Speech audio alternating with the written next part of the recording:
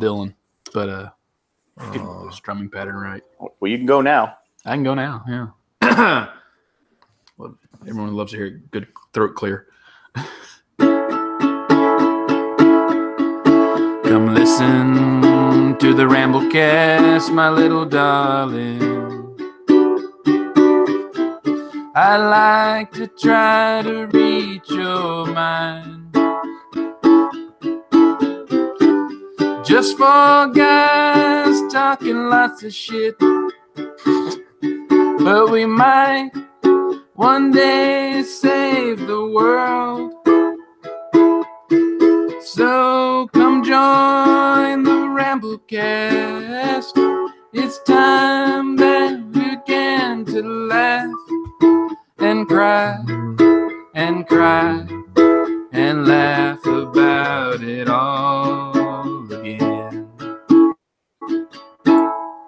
You sounded a little like Dylan. A little bit downer, but Yeah, but that was Cohen. that's not Dylan though.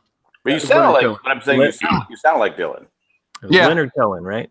Leonard Cohen, So Long, Yeah. Marianne. Yeah. Yeah, that's a good one. From Gilligan's Island. Yeah, from Gilligan's Island. It was the alternate. Marianne. So long, Marianne. They were like, I don't know about this 3-hour tour business. Let's go with something a little bit more, somber but sweet and, innocent and, yet. Well, spoiler alert on the next Jay and Jack podcast. I ended it with, I don't know if it's going to be on the, what part of the, if it's going to make the cutting room floor. I don't know, because if the show is only an hour and we record for like 10 hours. And I go, it always bugged me at the end. The first season, I think they said the whole Gilligan's Island, Marianne, the skipper, the whole thing. But then in the end, they go, and the rest. They don't say the professor and Marianne. Literally, right. They say the rest. They didn't have time to include the two. Were they supposed to be killed off? I just want to know. I mean, I was supposed to look it up and give it for next week's podcast. But, wait. You're on another podcast, Jack? Like, I thought the Ramblecast was the only podcast you did. It's the only one I care about. Oh, unless Lost reboots, then I guess I'll be doing that. Oh, okay. But because that's rumors that the ABC president wants to reboot Lost. Well, why wouldn't they? I mean, I kind of was waiting for that to happen. Yeah, It's too soon. You got like at least 20 years. You can't just reboot. No, what are you talking about? They reboot shows. Yeah, but like you got to wait. They're off for a year. They start rebooting shows. They're already rebooting, Battlestar Galactica. But think about it. Wait. They're doing another reboot? Apparently, I think they're thinking about it, but it's been almost 10 years since that one ended, and it was 18 years. No, 22 years since the 1981 had ended. So what about Magnum PI? It's been about 20 years? 30, I would say. Magnum ended at 90, 91? I guess so, yeah. No, it had to be later than that, didn't it? No, I want to say it was late 90s. Early 90s, I mean. All right, so and I'm enjoying that. I didn't want to like it, but I do. I like it. Nice. And the first Jan Jack show was pretty good. I think Ralph carried it, but it was pretty good. Well, yeah, Ralph does tend to carry things. So, and he kept making these little inside jokes about this other guy. I don't know who he was. I think his name was Nick. Nick. Yeah. Don't get all cocky on us, all right? Yeah. All right, Nick's gonna want more money. Yeah. Great. You're going. I'm waiting for the reboot of this show. You're going all taffy on us. My contract's coming up. I might go free agent. And yeah. Well, how did that work for Bryce Harper? Come on, sign with the Padres already, Bryce. Come on now, Bryce. Come on now, do it now. Come join. Come to San Diego. Well, I mean, go to San Diego. Come to San Diego. Go to San Diego. I'm sitting there. It's like 80 degrees today in February. Oh, really? It's like 81. It was like 81 degrees today. I'm in the studio and I'm sweating because it's so hot up here. It's been cold in LA last 2 days. Oh, it got down to 70. I get it. Right. No. Whatever. No, cold in LA. What is cold in LA? Tell us, Nick. It was in the 30s when you woke up this morning. Oh, wow. The thing, I know it's not like negative degrees. Well, that's but cold. It's cold for LA, and most of the time I like cold weather, but when I went out with my little thin jacket, you could actually feel the cold. I was like, wow, it actually is cold for once in LA. Like actually cold. It was so cold in LA, the traffic looked like it wasn't moving. It looked like it was frozen, right? Is that what? Yeah. Well, my boss was telling me a story about the first time he left California. He went to Huntsville, Alabama, and got a rental car. It was in the middle of the winter, and when he got in the car, they had a windshield ice scraper on the seat. As like, hey, like you're gonna need this in the morning. And of course, he thought he didn't know what it was, so he just chunked it out the window, thinking, "Oh, what the hell this thing is?" And the next morning he woke up and saw that there was frost on the windshield, and turned the defroster on. Of course, it's not going anywhere, and the windshield wipers are just across it. And he's like, and then he sees somebody else in the lot next to him, like using the scraper, and he's like, "That's what that thing was for!" Like, oh my goodness. Well, wow. to be fair, we're talking about people from LA. Yeah, exactly. But like, I kind of looked at him like, wow, I guess it makes sense if you've never used one, but okay. I don't know. Just couldn't get over it. It's crazy. It's been cold here, and then it was, I think, in the single digits. I think it got below 0 for a couple of days, and then it was 60 degrees like 3 days later. I can't figure it out. That's same here. It's supposed to be 68 tomorrow, and then the next 3 days it's in the low 40s. I'll tell you though, it was 61 today, and then it's going to get down to 15 tonight. What is that? That's cold. Tell me whatever that is. Well, because that's insane. People in LA would go, that's cold.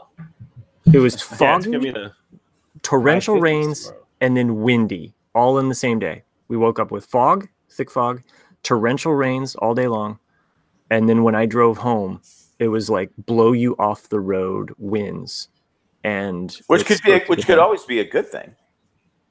No, because it's bringing the 15-degree I'm weather. sorry, I went somewhere else with that. Oh, okay. Yeah, well. But yeah, but you know what? I'll tell you one thing. I don't have a Hummer. If this whole podcast thing doesn't work out for me, I might have a career in HVAC. I'll tell you. on your heater again.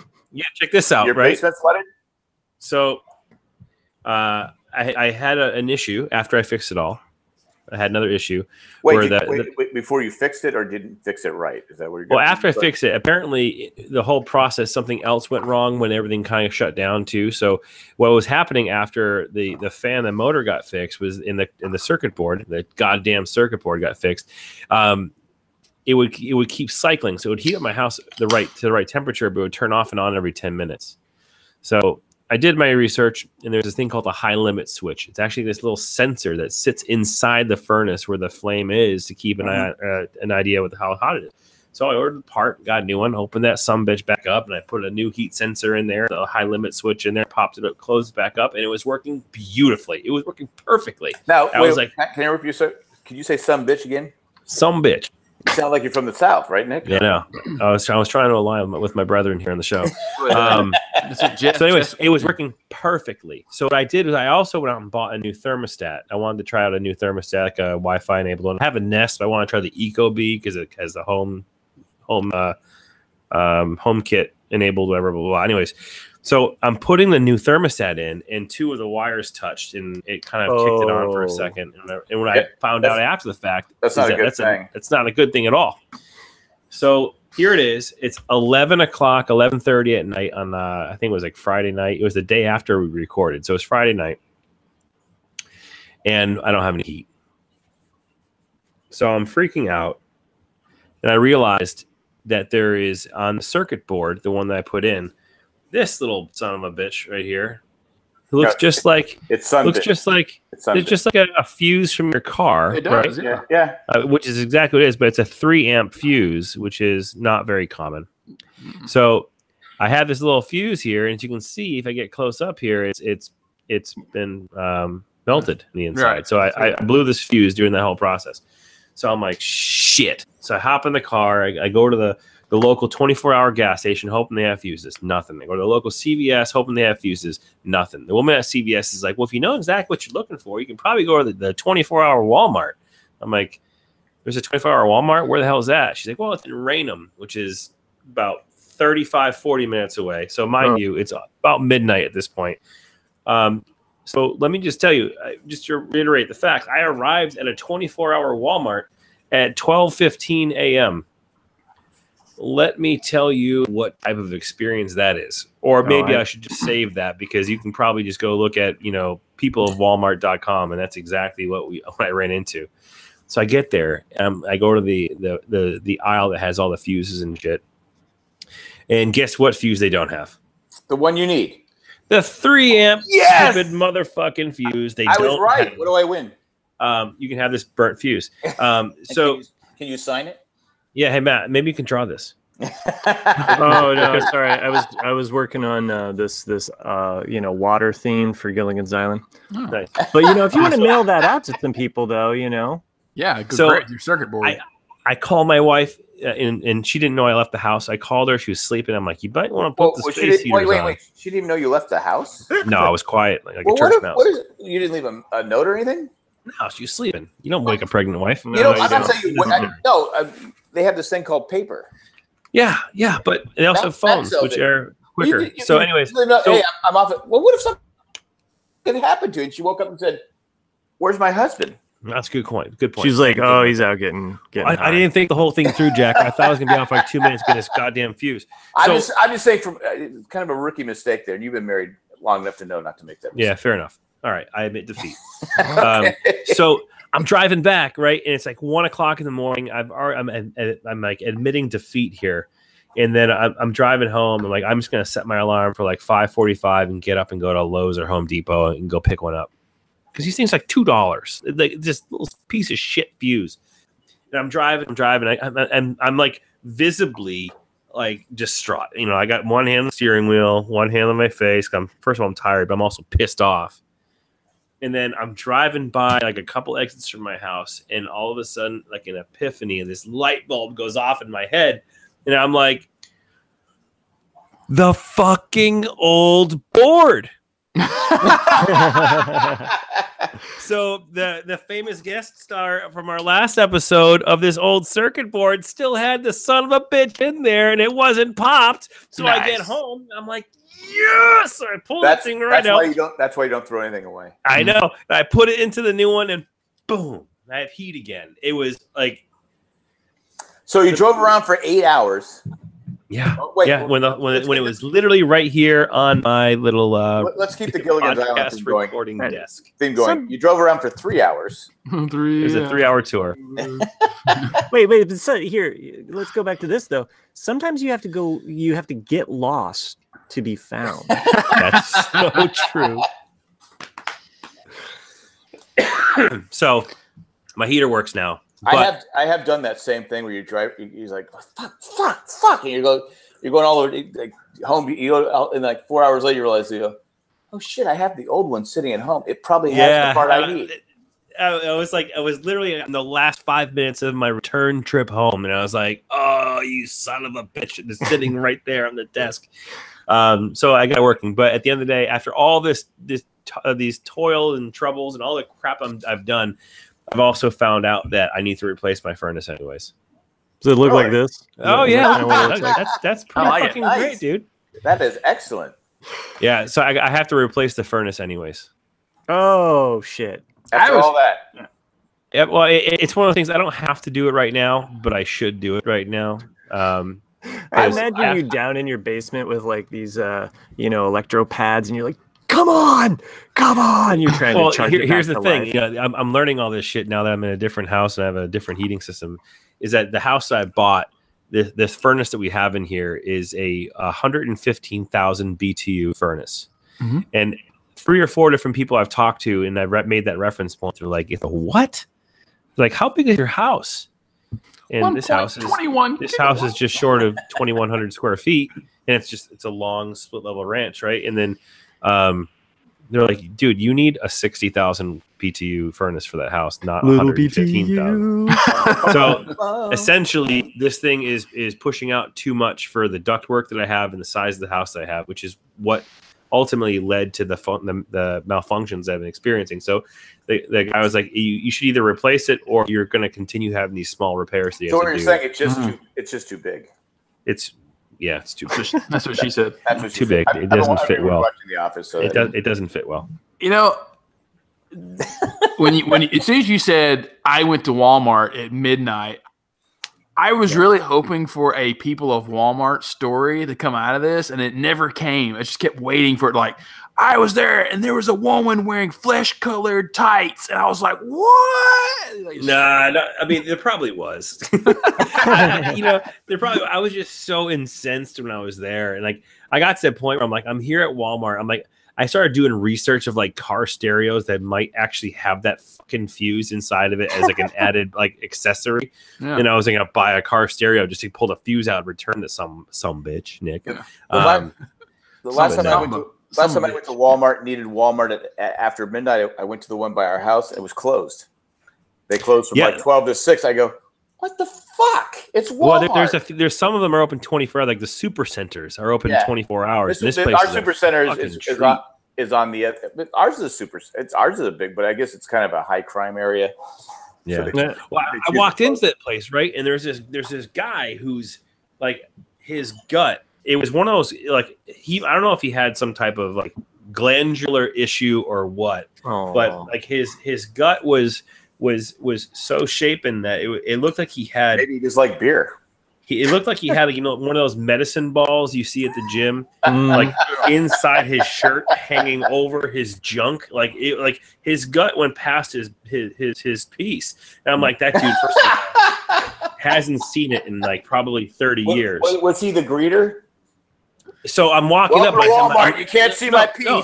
So here's the thing: like I'm walking That's up, not and a I see this dude. I'm like, God damn, he's gonna die. And then I get closer, and I realize, holy shit, he's the security guard who's maintaining the store, which is like a 40,000 square foot facility, and he's in charge of making sure everyone's safe. I'm like, I could get whatever I want and out with no problem. He could just the old FBI thing. Stop, FBI, and they just keep running. All right, So, now, can I just tell you one thing that could have helped you out and saved you that trip is a Walmart app. I realize you would have had to download it, but on the Walmart app or go to their website and you can actually search products per the location. Well, everyone's got to be a smart ass. I mean, I know you weren't thinking because you were like in a frantic mode. You're like, so combination of things. Yes, frantic mode. Also, I am very familiar with apps and how they Thanks, Matt. They maintain stock. Sure, yeah, no problem. Making me look like an idiot. But I'm also saying that the reliability of the inventory of a Walmart supercenter is not quite there. No. Okay. Well, Chris, if you would have thought about it, though. It's so good. That might be your best. That might because be the thing is, ever. The problem is that you don't just buy this. You have to buy a package of like 100 of various different colors of these things, and there's no way to find out which package has Fair which. Enough. Fair enough. There could have been a multi-pack there, and it could have been the security guard. You won't even see his package. He probably had it in his pocket the entire time, and he hasn't noticed because it's been there since 1972. Hey, and you cannot rely on that inventory because sometimes if it says one, there's none. So yeah, right. I get you. And sometimes if it says 0, there might be 4 because there's. I think we did that at Home Depot one time. They said they had like 4 of them. We got there. They said we don't have any. I go, oh yeah, I hate that. I said you had 4 of them. I go, well, sir, we have none. It was on. Hey, I'm sorry. It was like sorry. No, but it's like fuck you. We have none of them. I think Matt's drawing is basically a fused version of the Kool-Aid Man. It is. Except a sad fuse. It's a sad Kool-Aid Man. And I think if he has some smoke coming out of his ears, they could be like, I blew a fuse, even better. Because if you see up close, you can see a little burn hole in the center there. Wait, Matt, do you like being critiqued on? Because Nick made it better. No. He made your drawing better. So no, he didn't because he didn't draw it. Well, he had the idea to do it. I'm fine with the critique. I've been through some critiques in my day. Yeah, that's cool. That's cool. But it just further solidified the fact that I never want to set foot into any, no matter how many hours of the day they're open, Walmart ever again. Oh no, yeah. Dude, Walmart truly sucks. Oh yeah. It Like just, there's nothing great about Walmart. it sucks your soul. To be fair, the prices are lower. Yeah, well, They got this. dude, They got the smiley face thing that goes So are around their and actually standards. lowers the prices as you're standing there, bounces around and gets you lower prices. I felt bad too. Like there were. I mean, this is probably gonna put a can of fucking shit from people on an email in, but whatever. Like there were like You made fun of the tumor, man. families / half families who are walking around at 12:30 in the morning with their 4-year-olds. Yeah, that's Yeah. And Why it are was you like doing that? I These saw kids? that, and your first thing is you jump to a conclusion like, what the fuck is wrong with these people? And then your good side of your conscience goes, well, shit, maybe they're buying their necessities, maybe they're getting formula or diapers or whatever. Maybe They they look need- over and Maybe she's buying a fucking lava lamp, and I'm like, what the shit? Well, And I realized I'm like, why am I in the lava lamp aisle? I'm looking for a goddamn fuse. Because she's high as shit. to be fair Yeah. to them, sometimes you need a lava lamp at midnight. Yeah. The high Yeah. level switch on those people has burnt out. I added the smoke to this drawing and also the little black. Actually, I part like it better for the- without. I like it better without the smoke. Oh, Yeah, too can late. you erase It's marker. that? It's marker. It's permanent. So, anyways, I can't erase that, but there Next goes my idea, exploits Scott. with Sorry. my goddamn furnace and my trips to. I can't wait to Worst place on see earth. what happens next week because this is a series now. It is. Uh, Well, I'll give you a preview. I'm actually getting a new hot water heater and a furnace, and yeah, I could probably hook the hot water heater up for you if you want. I'm getting a tankless hot water tank- heater. Ooh, that's the way to. Mm. We were going to do that until our. How does that hot water work? heater- Tankless? Tankless, A it's tankless an hot water heater. It's the best way. on-demand- Basically, a guy with a lighter. Didn't you What? watch No, Break? just- Didn't you watch Breaking Bad? No. You never watched You Breaking never- Bad? Oh, We have talked about this. Oh You fuck! guys I know- don't. I I don't- don't. I don't, I don't this remember memory. that. No. Whoa, whoa, whoa. I know that Matt and I have talked about this because I don't. I Okay, don't. because- I was probably high, but yeah, go ahead. all right, I did not watch Breaking Bad because when Breaking Bad started, it had only been a few years since The Sopranos, and I had a few friends go, "Oh, it's just like The Sopranos," so I didn't watch it, which is not Well, true. I know it's not true. It's not even close. It's not even close, but that's what I mean. But so I didn't watch it. But then it was like 5 seasons in, and I was like, okay, I'll go back and watch it. I know I need to watch it, but Better Call Saul came out, and I went in my mind. I went, I'm gonna do a Star Wars prequel thing, like people who see Star Wars that watch the man. prequel. So I'm watching Better Call Saul first, and once it's over, I'm gonna watch Breaking Bad. That's And ridiculous. That's ridiculous. Yeah, exactly. I've had some people go, "That's pretty interesting," and I've had people like Jack go, "You're a fucking idiot." There's no fucking. That's what I'm saying. There's no fucking person that said that's the right choice, Nick. That's what I'm telling you, they're going to revenge the Sith you, Yeah. Come on, Nick. Hey, I just and that's an analogy that you can understand. But they're going to revenge the Sith you. I say this knowing you love great. You're smart. You love great television. yeah. There's no way you shouldn't be watching Breaking Bad. I am going to watch it. Well, I'm going to go after we're done recording. Go find out where it's at and go watch it. I will as soon as Better Call Saul's over. Oh, fuck that shit! Better Call Saul could go on for another 10 years. I won't. It's only got like a few more seasons, I bet. I can't. believe- By the time you get around to Breaking Bad, all the cultural, cachet. I is can't. gone. I can't believe Matt knew this They're and gonna didn't be tell rebooting anybody. it. That What's you- that? I can't believe Matt knew that you had never watched Breaking Bad. Didn't tell us. I never knew that. He said you talked to you about it. I don't remember. I'm pretty sure. My high level switch was off. How did we get on Breaking Bad? Because what were we talking He about? blew a fuse, I think, when I told him. And then Oh, good reference, Joe. Yeah, I Great think you're reference, confusing me Joe. with the other guy. I usually don't speak to people who haven't seen Breaking Bad. Wow. Just saying. I just don't get it.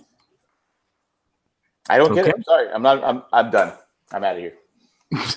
And there goes.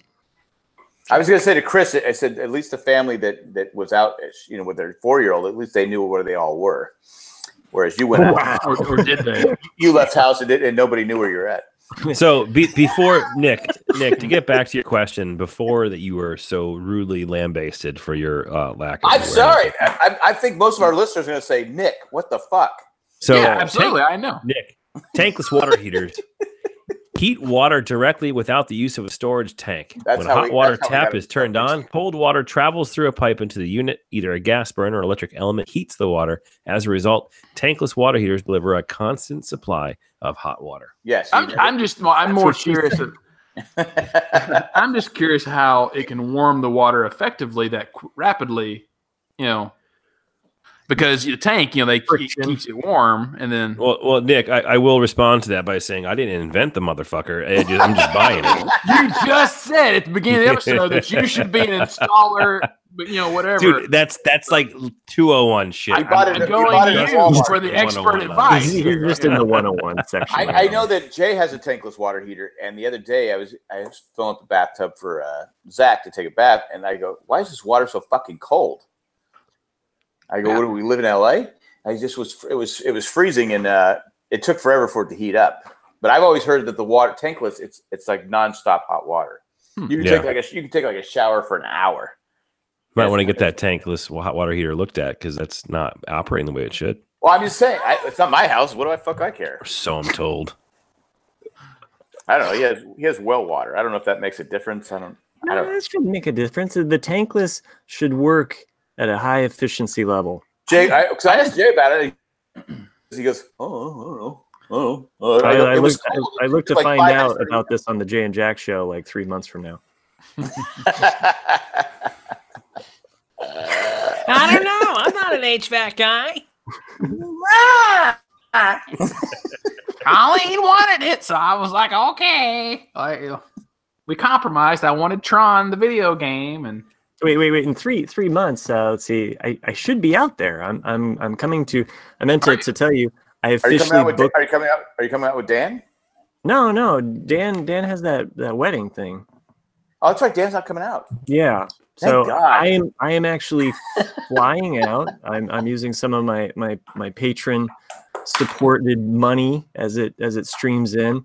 All the nice. gold coins that I'm jumping in like Scrooge McDuck over here, Mhm. and investing that into a ticket to ride out to Raleigh. So I guess it wouldn't be a ticket to paradise. I think you should Anybody would invest think about it. in 3 watt wash up. Shit.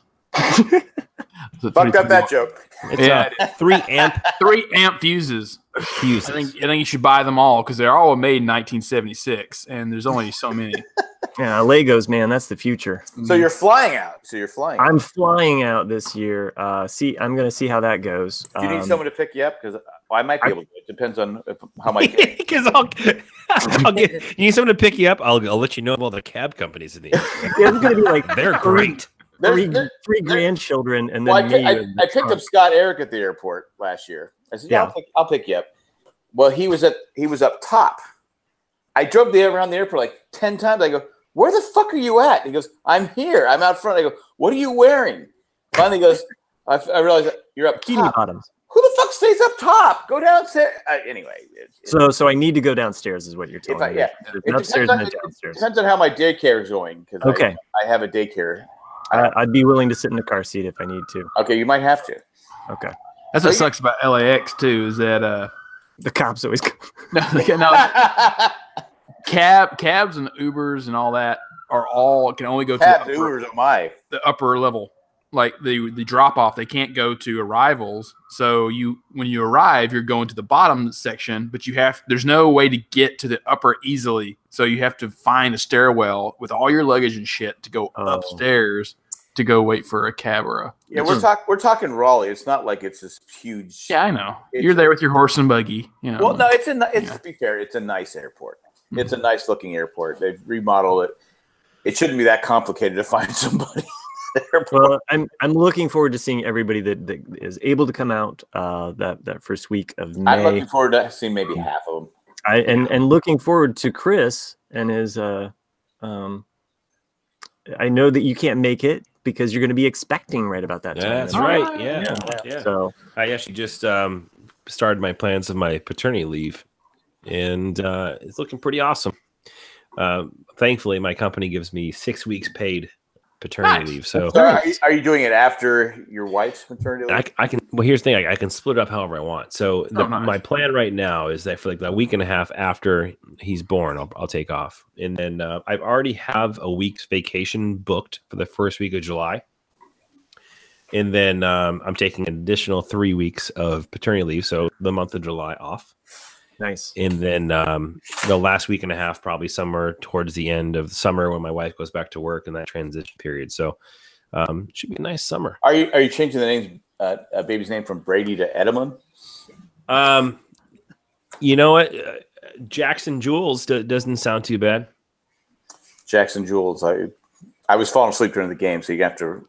Yeah. So I'm surprised it's taken us this long to get this far to talk about this. Well, I have the boring. before we talk about the Super Bowl, let's have our predictions here. I still have them written down. Okay. Nick had the Pats 36-30. God, you were just so close on this. I still have the difference in points. No, it was 13-3. It's close. Okay. Matt had Pats 34, Rams 21. That's closer. Chris had 31-24. And maybe if they played the game 8 times, that we get to that total. And Jack had the Rams 26-22. Oh, well. Well, clearly that didn't happen no one expected this to be like a punter's extravaganza. I'm going to tell you right now, the halftime show was better than the Super Bowl. No, that's exactly what I was about to say. I thought it was really nice of the Patriots and the Rams to keep the tone and the pacing of the game so it would be in sync with the halftime show. Just a nice, bland, boring as shit 3-hour gap. I love defense. I mean, I'm all. I don't, because I think we said we talked about it in this podcast, but earlier we had the Rams and Kansas City played an overtime game. It was 55-51, something like that. I go, I don't know if I'm for that. I like defense and stuff like that. Not you too. Yeah. But I'll say this: both quarterbacks sucked. I know the GOAT's the greatest of all time, but he was terrible. Jared Goff was worse. Terrible is not a term I would use. I would use terrible. If it wasn't for Edelman being wide open all the time, he would have no reception. He'd have no completions. I mean, it was just like I said. I don't know how. I'll be honest with you. Edelman, I don't think deserved the MVP. It should have been someone from the defense. They kept the Rams. They kept the Rams to 3 fucking points. Yeah. You should have been Maroon 5, guys. Yeah, It is one of the saddest. I was about to say that too, Jack, because I remember seeing something you posted about that. Is that even though Edelman did have a great game, it's like really the defense of either team should have had. Yeah, and that's what sucks. Is like it's always MVPs always get to a running back or quarterback or receiver. It's always is like when are you ever going to give it to a lineman or a linebacker or somebody that's just like, dude, without you, the game would have been fucking lost. It's like when the Pats lost to Eli Manning's Giants, and they gave Eli threw that desperation pass, and David Tyree caught on top of his helmet. No, that was an interception. That wasn't. No. David Tyree caught it on the top. I'm sorry, Tyree. Yeah. Yeah, I know you're not remembering correctly, but that was a rough. To be fair, on that drive, there should have been 2 interceptions, but you guys choked. But I said, why are we giving it to Eli Manning because that's the year the Patriots were just like blowing people out like by 40 points. That was going to be the perfect season. Yeah, the perfect season where the Chargers should have beat them in the AFC Championship game, where again Brady had a terrible game, but yet they still won. And Jack's just trying to get some goat in this. Okay. Spoken like a true San Diego Chargers fan, always talking about things that happened 10 plus years ago. No, I'm just stating facts that he had a terrible game and they still won because it's a team game. But I said, why are we giving the MVP to Eli Manning when the defense held the Patriots to 14 points, 17 points, whatever it was? Do you remember what it was, Chris? Yeah, it was 14 points. Okay, 14 points. It might have been 17. I can't remember. Whatever it was, but I'm not going to say that. And, I love Tony. Actually, Tony Romo's grown on me. The guy's, he's hyper. When Jim Nantz got excited about the punt, that's when I said, okay, this is a bad Super Bowl. God, this could be a record punt. But I think. That's what made me laugh. I think the most is when someone put up. Imagine if you just spent $5,000, $7,000, $7,000, to see a shitty Maroon 5 concert. and a punt off contest. I was like, seriously. No, but I agree with you on the defensive MVP. Like, I think Julian Edelman is an absolute workhorse, and I'll tell you right now, they wouldn't have won the game without Julian Edelman. So he's deserving. He's deserving of the MVP award. I feel, they wouldn't have won without the defense. Agreed, and you can say that by either or. So like, Edelman didn't score a touchdown. Like for instance, he definitely set them up though. There's no question. He set up pretty much every single field goal, as well as that, he and Gronk with that touchdown run. But Jason McCourty, if you're going to hand it to a defensive individual, there was a play that it's probably going to go unsung, but if you do a quick Google search of Jason McCourty Super Bowl play, there was this play where Goff had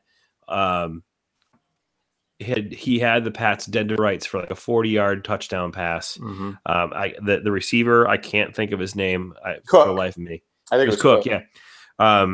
Would end up blowing coverage and getting wide open in the back of the end zone. And the pass was so perfect. Like Jared Goff's pass was so perfect, but out of fucking nowhere. I'm going to hold on. Jason McCourty comes from 40 yards out of the play. Out of nowhere comes in, makes a phenomenal defensive play that knocks the pass away and prevents a touchdown. Well, I would have said perfect throw if he had thrown it sooner. Fair enough. Because most great quarterbacks, your Tom Brady's, your Dan Fouts, your Marinos, your even Phillip Rivers, they throw to a spot. Yeah. And this guy was literally, like you said, 40 yards open. He waited to throw until the guy's waving in the end zone. Yeah. Hey, I'm open. If he would have thrown it sooner, it was perfectly targeted for the scenario that he ended up throwing. He was spot on, hit him perfectly in the hands. And Jason McCourty came out of nowhere, and I actually ran into him yesterday while I was working. And did he knock your iPhone out of your hand? I wanted to give him a hug, man, because it was amazing. But yeah, so that was probably one of the there's many key defensive plays in the Super Bowl, but that one right there probably stands out the most. Oh, he was literally, like you said, he was wide open. But I said, what took him so long to throw the fucking ball? Yeah, but the defensive effort that McCourty made, he came from the other side of the field, and dead sprinted in, timed it perfectly, and it was awesome. I agree, it was an awesome play, but he should have never been in that position to make the play. Fair. Well, that's fine. All right. I just pointing it out that Jared Goff I think what the MVP of the game was Bill Belichick and the coaching staff. They had a plan. Okay, we're going to let Jared Goff beat us. You mean the greenskeeper from the Rams? Because even Romo said, "Why do the Rams keep running the same play when it's not working?" Yeah, the Patriots know what's coming up. There's a few clips out there you can see where they, I think Coach Belichick, Edelman, Tom, they were all mic'd up, and there is a really good conversation that happens, like very quick, between what's his name, the coach of LA, McVay. Thank you, McVay. Goes up and greets Bill Belichick before the game starts, and it was just fuck you. I know you have a playbook, dude. He was just jingling Belichick's balls, being like, "I'm so impressed by you guys. The way you guys are able to have so many different identities in the game, it's unbelievable. Like you're the best. Like it's awesome. Like, dude, you're about to play this dude in the Super Bowl. Get your hands off his nuts." What did Belichick say? That's great. He's like, yeah, we're on to the Super Bowl. Yeah, I'm really surprised that McVay didn't do more as far as like pushing the envelope or trying to actually like make a play happen. Well, because I think he was aggressive in the Saints game. And at some point they had to be more aggressive. And what hurt the Saints? I mean, the Rams is that Gurley was not healthy, and that's their offense.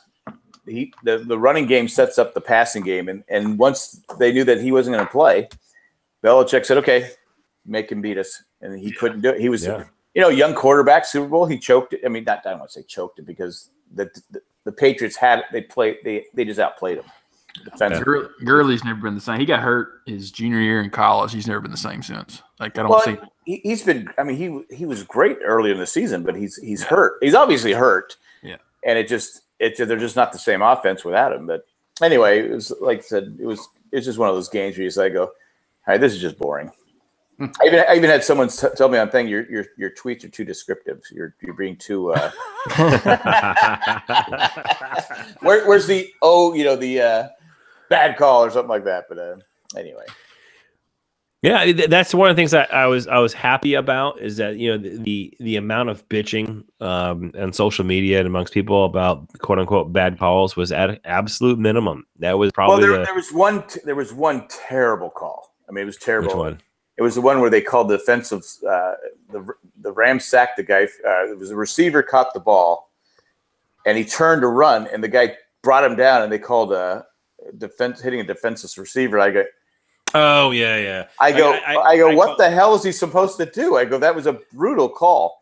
Granted, I mean, here's the deal. I mean, I know exactly what player you're talking about because I actually turned to my friends watching the game. I was like, that's kind of a bullshit call, but it is the rule this year. I get it, Jack. You don't have to defend it. I think it's a bullshit call. But no, I'm saying, but the rule. But he did make a move. The rule is if he doesn't make a move, he literally caught it and turned and ran, and he got. It looked worse. I get the ref's point of view. Yeah. It looked like, oh my god, he just took the guy's head off. But you look at the replay and go, all right. Yeah, I watched the replay and I looked at my friends and I was like, that's kind of bullshit. And everyone's like, shut up, Chris. And there was a play where Jared, before he threw the interception, he threw a ball, and the guy had the New England Patriot had Jared Cook's arm. He had his arm. Technically, it was pass interference, but he still should have caught it. I'm not going to argue that call. He still should have caught the ball for a touchdown. He didn't catch it.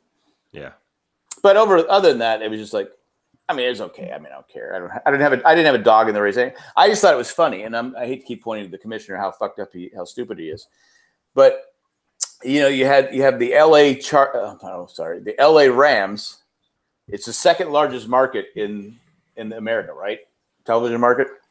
Against the Patriots, who people either watch them to win or you watch them to lose. I mean, you're going to watch a Patriot game. You're either rooting for them or against them.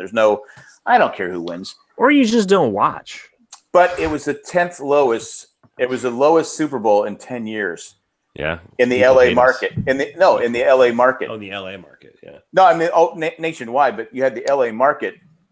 And so it's smart. It was smart, Commissioner, to put two teams in LA when they really don't care. And then, anyway, then you have Oakland, who can't even find a place to play next season. Well, shoot. I mean, we had more people at our send-off rally than Rams did at any single game this season. Well, to be fair, you guys have. I can't believe how many Patriots fans I follow on Facebook. It just seems like there's more every year. But I'm not saying they're fair weather. But hey, man, bandwagon. Yeah, it's all right. And then you saw I sent you a little message how the Patriots fans were fighting at the celebration. Oh yeah, so they said I think the average. So Boston police came out with a statement. I think it was like 1.5 million people showed up for the rally or for the parade, and 12 people got arrested. And they were all in that fight. Yeah, and they're all like, the commentary was like, yeah, we're pretty well behaved this year. Anyway, so a bunch of numbnuts after having too much Jägermeister. And the commercials. What anything stick out in the commercials? Were they?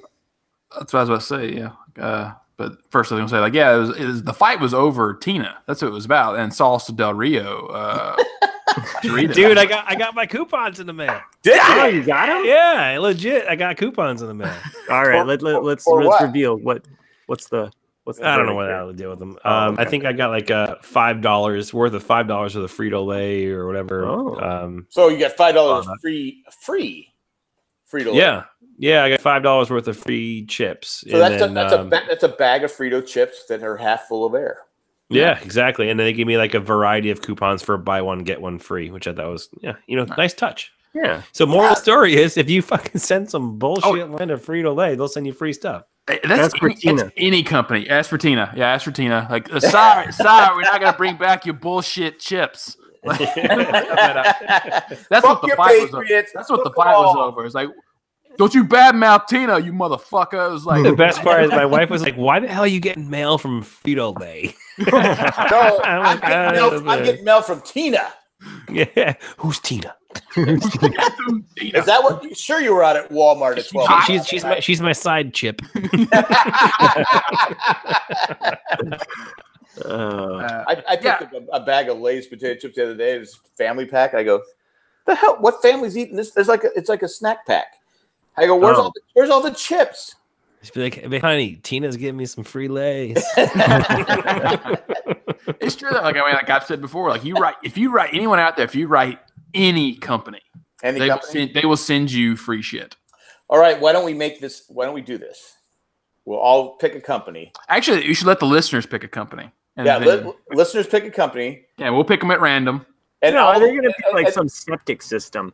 No. I think Nick's onto something. All the listeners, if you're out there, that should be our thing this week. We'll put it on the Facebook page. Yeah. You pick the company. Everyone who listens to us will write that company, and we'll see what we get back. Yeah. What do you think? I like it. I think it's a great idea. Because it could be anything. I mean, but you will get something free. Because I wrote to, I remember I went and bought some popsicles one time, and the grape one's all messed up. It tasted like raspberry or something. And I wrote them just like, hey, like I think your formula's probably messed up for your grape popsicles because they suck. And they're like, oh, we're sorry about that. They sent me $30 or $40 worth of coupons to Blue Bell ice cream. Can I tell you what they really said? Who's this dick complaining about grape popsicles? Hey. Just saying. Hey, I want my grape popsicle right. And for those of you guys out there who are shying away from this idea because you're too lazy to write, because it's typically a form that you fill out. It's not an email. You go onto their website and you say contact us, and you put things into a form that they set up for you. Yeah. We'll make this the verses, but you guys decide. The listeners decide. Ooh. Hey, you know what? These Trojans didn't work. I'd like some free stuff. There's 97.8. You know that 99.8%. Well, let's make it a product. Let's make it a food type product, right? It should be all right. Yeah. Or detergent or something like that. I'm down for a body condom. But we'll make that the verses this week. What product do you want us to all the listeners write and see what we get back? And we can probably put the form on the page, right? Sure. Yeah, right? Probably. Yeah, the link to Something like that. That was a great idea, Nick. See? Well done. That all started from a great popsicle. But, yeah. Well, and Nick and Chris and his chip thing, but getting laid from Tina. I did have a complaint.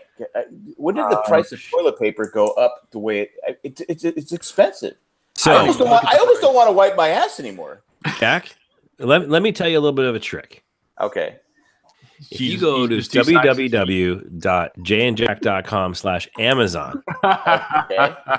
I'm telling you, I just started doing this. I set up a subscribe and save for toilet paper. Subscribe and save. Toilet paper is so much cheaper online. And I've mentioned this before. There are a few things in life that I don't skimp on. One of them is, bedding and pillows. The other is toilet paper. I don't mess around. I buy good toilet paper. We bought some cheap shit one time, and I swear to God, I said I'd rather just use my hand. I feel like I'm using my hand because there's no substance there. There's no. Yeah. It's ridiculous. All right, I'm gonna have to try that because the Charmin is like it's like crazy. I won't even touch the Charmin, let alone squeeze it. It's one of the few things I don't look at the price is toilet paper because you just need it. So I don't look at it. I just buy it. Don't care. Yeah. I want my butt to feel good. Yeah. I said, holy fuck, $20 It's all that pulp, man. It's one of those things. If you buy the wrong toilet paper, you'll know it. Like there's no way, there's no ifs, ands, or buts about it. You gotta buy the good stuff. But is there a shortage on paper? I mean, well, it does affect the paper industry, though. The pulp, the machines that actually make it, because they make more money from that. So it actually affects paper production. So especially because you have a lot more countries in the world that are wanting better hygiene, toilet paper. And I told my wife we should just go to a day and just have the little squirt up and clean you off there because it's ridiculous. And Chris, what country invented toilet paper? Oh, that was part of a recent thing, wasn't it? That was your trivia question. Japan or China? It was China. I would have said Rome. I don't know why. Nice, good. No, got a lot of good reference jokes here today. Well done. Anyway, Yeah, but I mean, So- I don't know if you guys. I mean, in India they don't use toilet paper. They'll have it in like Western hotels and things, but they use the bucket system, which is water in your left hand. So it's as I'm good. I'm good. Yeah. I'm good at paying for toilet paper. high five. yeah. Oh, Yeah. you're right. You're right. So I don't know if you guys heard this story or not, but I do have a whole newfound respect. Granted, let me just make sure I separate my comments here. Not for somebody who actually is an adulterer or gets, especially people who are in high profiles that get caught doing it. However, if you go out to Walmart in the middle of the night, you get some bang. yeah, no, but I want to talk about Jeff Bezos real quick. Oh right. Oh, okay. And Sorry. and He's he's where you were going with this. So I'm gonna where does he paraphrase buy this. his toilet paper? He probably gets his toilet paper from I don't know. Should we write Jeff Bezos to see if he? Yeah. Or So on the this Amazon. dude, man, like this guy's got a set of balls on him. They're probably That- gold. They're Yeah. probably made of gold. Yeah, but anyways, so here's the story. So Bill. you guys might know that you may or may not know that Jeff Bezos owns the Washington Post. And Yes. the I did Washington not know Post. that. I Oh did. yeah. So the Washington Post is it's a fairly reputable news source. Some people in high profile positions are not a big fan of. Weren't i.e. they, our weren't they the ones president. that broke the Watergate? Was it Mhm. Washington Post? And they broke they broke the Pentagon Papers is what they did. Yeah, they were a leading investigating on the Saudi Arabia thing that's been happening with what's his name, the reporter that was killed. Oh right. And Oh, the right. Prince. Yeah. And no, there is another news organization, AMI, who owns National Enquirer. Wait, And- is that really news? So, but here's it is in the sense that AMI is in Trump's back pocket, right? So Donald Trump is a huge fan of AMI in general for like the Inquirer. Plus, there's a bunch of like pro Saudi articles that have been posted that were very timely. There's a whole you do your own googling and check out the relationship between the current administration and AMI and how they process news.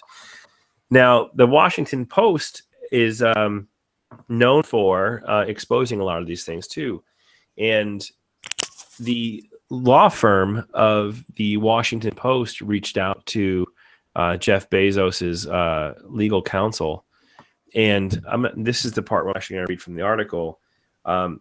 Essentially, attempted to blackmail Jeff Bezos into removing content from the Washington Post and their publications. So it's actually incredible. Like, and you guys can probably do a quick search and find the article, but essentially, I'll tell you this right here. It says, this is actually a direct quote from the email. So, however, in the interest of expediting the situation with the Washington Post poised to publish unsubstantiated rumors of the National Enquirer's initial report, I wanted to describe to you the photos obtained during our news gathering. In addition to the quote-unquote below-the-belt selfie, otherwise known as a dick pic, the Inquirer obtained further 9 images of Mr. Bezos' face selfie at what appears to be a business meeting. Ms. Sanchez's response, a photograph of her smoking a cigar in what happens to be a simulated oral sex scene. A shirtless Mr. Bezos holding his phone in his left hand, going on. And you guys can get the picture. There's 9 different selfies that he describes in this email or letter that was sent to Bezos's legal counsel. And essentially it goes back and forth, threatening to post these pictures of Jeff Bezos and his mistress or whatever if you don't do this, right? So apparently their goal was to try and rattle Bezos and get him to hush up. And in the emails, it actually says, if you do this, then this will be a confidential agreement and we will not do this. We agree to not publish, distribute, share, describe unpublished texts and photos that we are referring to as the unpublished materials if you do this. So it was a tit for tat situation in which like they're really trying to put him against the wall. And here's where Bezos gets a giant set of balls. He doesn't back down. He wrote this story and published it today. And he wrote this story saying, essentially he's putting forth his own public humiliation and shame because he knows these pictures do exist. He says it's what's more important is the truth gets out and things like this don't happen to people and people aren't blackmailed. And he went and published every single letter that was written back and forth in his recent article, pretty much putting AMI, on the back burner. I'll tell you that's like, this is a set of balls like I've never seen on someone before, of someone just owning up to it essentially and starting off by saying, you know what, these things did happen. It's unfortunate that they have these photos, and if they post them, so be it. But here's the whole story. Here's the situation going on. So he went on the offensive. He did, and it's brilliant. Like, it really is. So it wasn't like the Super Bowl. No, not at all. There was actually an offense to this. There was no punting back and forth. There was no kickball. It was just balls. Golden balls. All balls. And the last quote here says, that said, if your client agrees to cease and desist such defamatory behavior, we are willing to engage in constructive conversations regarding the texts and photos which we have in our possession. Like, unbelievable. Wow. Like, but it's an incredible story. Like, I paraphrase that. That's like it's like a 10-minute read if you want to check out Bezos's article that he posted. But man, like, crazy stuff happens behind the scenes, and he stood up to expose it, which is pretty incredible. Well, usually a person with that, especially that type of money, would probably try and buy him off. But I give him credit for going on. I mean, to be fair, we're partners with him. If we do we have the Jan Jet Networks partner. Well, we have the the account with them, but the Amazon. I think everybody that buys through Amazon. But no, we get a little bit. Sure, but I'm just saying that anybody that buys through Amazon, is pretty much partnering up with Bezos. Well, you're really ruining my thing here. Oh, sorry. I mean, you arrived late to the podcast. It's all right, Matt. Go ahead. Do your drawing. Okay, I'll go back to my drawing. No, I think it's amazing that he did that instead of just trying to buy him off. Now, what about?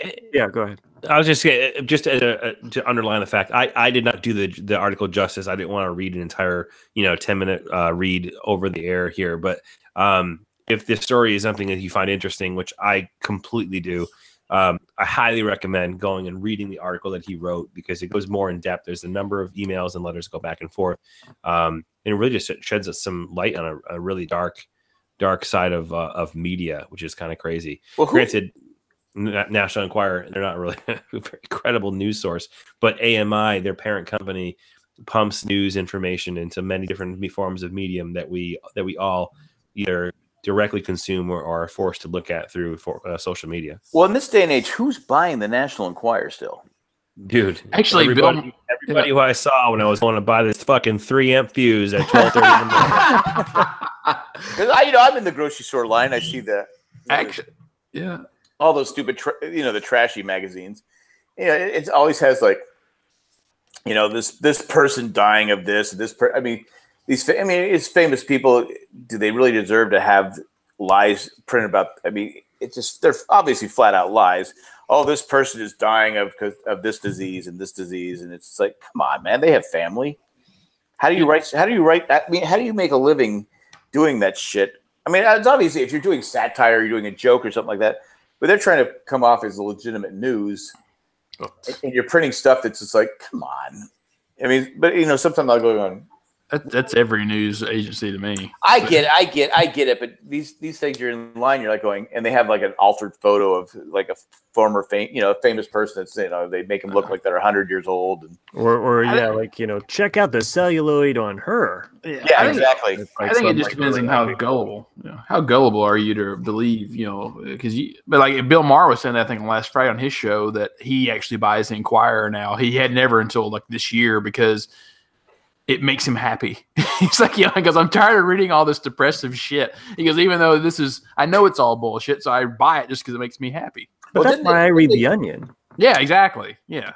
Well, didn't they get something right a couple of years ago that was spot on? Probably. The Enquirer, I forget what it was. It was something political. Well, that was one of the best things about Men in Black. I think it was the first one where that's what Tommy Lee Jones was teaching Will Yeah. Smith that. It was like, you threw down the Inquirer and all those rag magazines. He's like, best investigative journalism on the planet. Like, Anyway, it just cracks me up that I can't. When I'm standing in line, I go, I can't believe those are. You can't get a New York Times or a you can't get a real newspaper in a store anymore, but you can still get the National Enquirer and the other crap. But here's the thing, though. It's not just the National Enquirer. The National Enquirer is what makes the news headline. Here's the crazy thing. I'm going to read off to you the list of publications that AMI, American Media Incorporated, actually publishes. American Media Incorporated. Some of these magazines I've never heard of, but some of them I think everybody here will know. So Closer, Flex, Girls World, Globe, In Touch, J14, Life and Style, Men's Journal, Muscle and Fitness, Muscle and Fitness Hers, National Enquirer, National Examiner, OK, ! Radar Online, Soap Opera Digest, Is that for MASH? Star, and Us Weekly. Oh yeah. I'll tell you, Us Weekly gets delivered to my house weekly. I'm telling you, like it's not just AMI buyer. it's not just. I'm telling you, it's not just the National Enquirer. No, yeah, but, sure. But this company, it was the CEO of this company was the one who was threatening.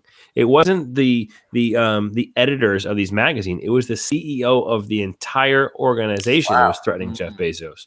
And these magazines are in the hands of millions and millions and millions of rock fans everywhere.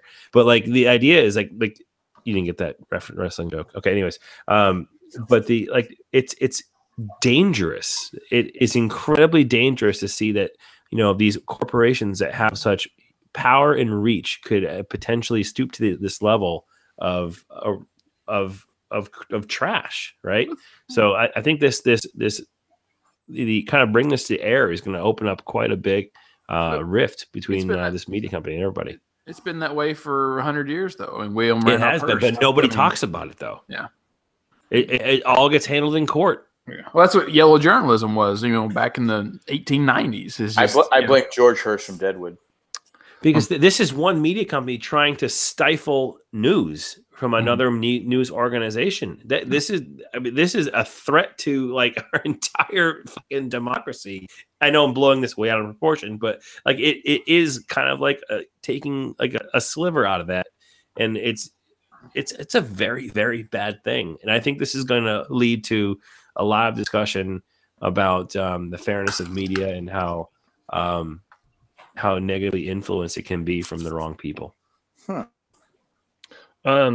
Speaking of other really fun, exciting news, Netflix last month, apparently, I just read this about the income tax that they paid was $0.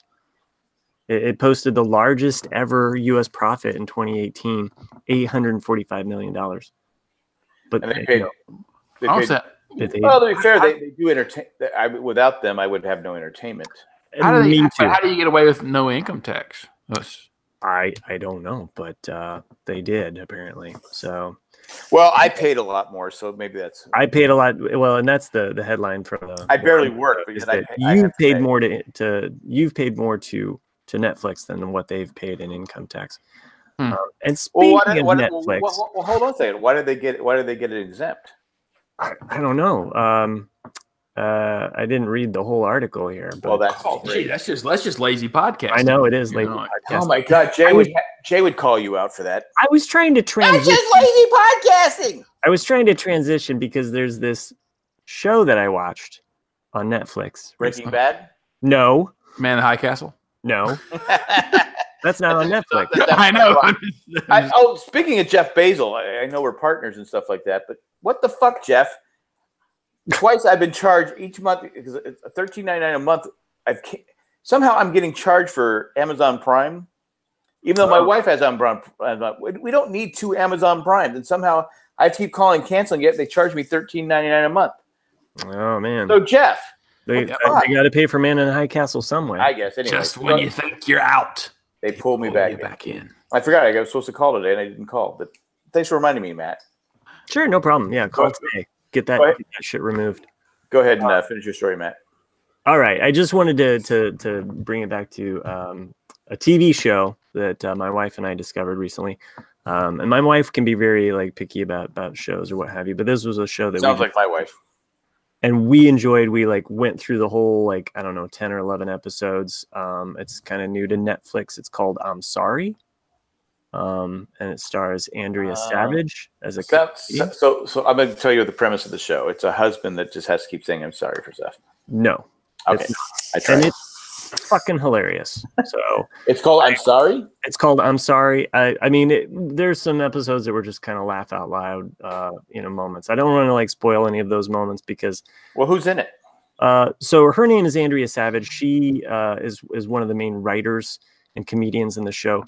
There's some other extras that are kind of play like side characters in the show that you might recognize from shows like The League.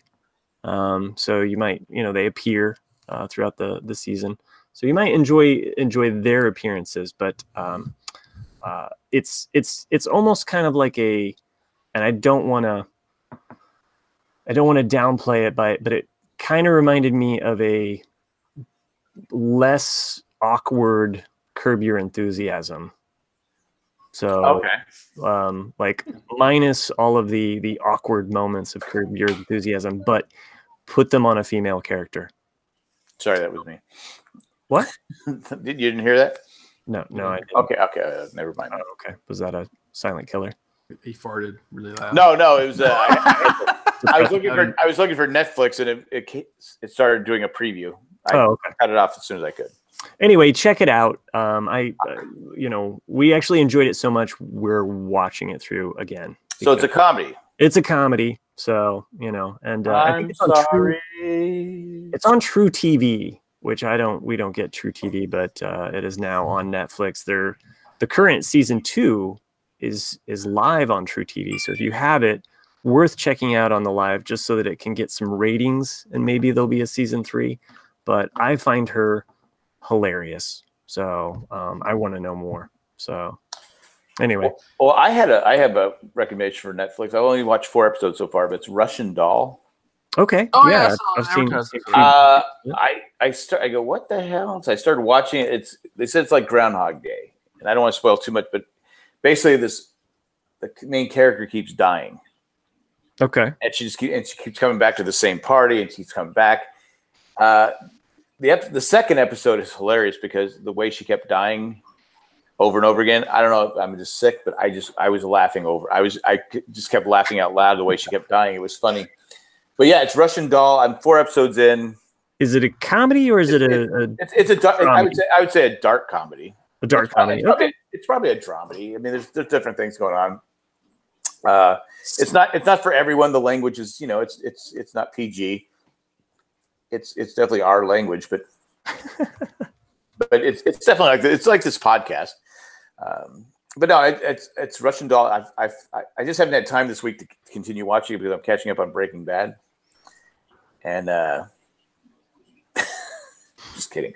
Anyway, Russian Doll. I highly recommend it. All right, that sounds good. But I'll check out I'm Sorry after I finish Russian Doll. Fair enough. Tit for tat there. And I got to catch up on. I'm 1 episode behind on True Detective. Oh, okay. It's pretty good. I like it better than season 2. Yeah, but it's not season 1. Some people say it's too slow, but it's very slow. It's slow, but the acting is fantastic, and it reminds me of the season 1 where it's great storytelling. Yeah, but there's definitely I definitely watched some episodes where I'm like, this episode was an hour and it could have been 5 minutes, in any other show where you're just like, you could have just said like, hey, the girl's alive, cool, like, and that'd been it or something. But spoiler alert. No, hey.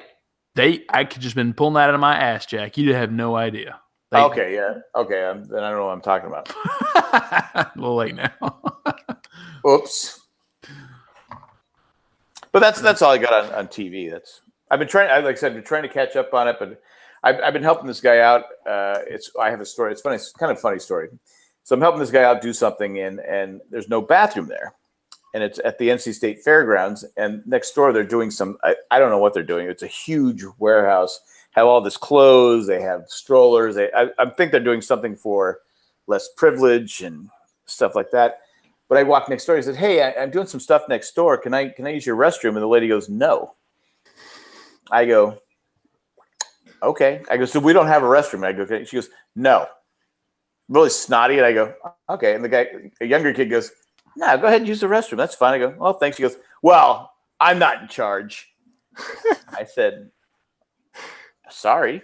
Damn. Okay, but can I use Somebody your not restroom? being in charge. You I know, go, it sounds like she's taking it to the limit. But Crack Nip looks like they're doing something for, for charity. They're helping people out. People that you help. I can't use your fucking bathroom? What the fuck? They're not a charity place. They don't want your charity poop or pee. I said, God, I just have to, nature called. I have to use the restroom. I'm older and, But I just thought it was funny. She just looked at me and just went, "No." Wow. And I think the kid was she was probably in her 40s and the kid was probably in his 20s. He's looking at her going, "Really? You're not gonna let this guy use the restroom?" And everyone's walking by here. "How are you doing?" I'm doing great. How are you doing? Everyone was nice, but that one lady, she was just not nice at all. She clearly doesn't like her job. So. Well, I didn't know if it was a job. It's just one of those things that, I just thought she could have been a little nicer. But anyway, that's all I got. We have a review.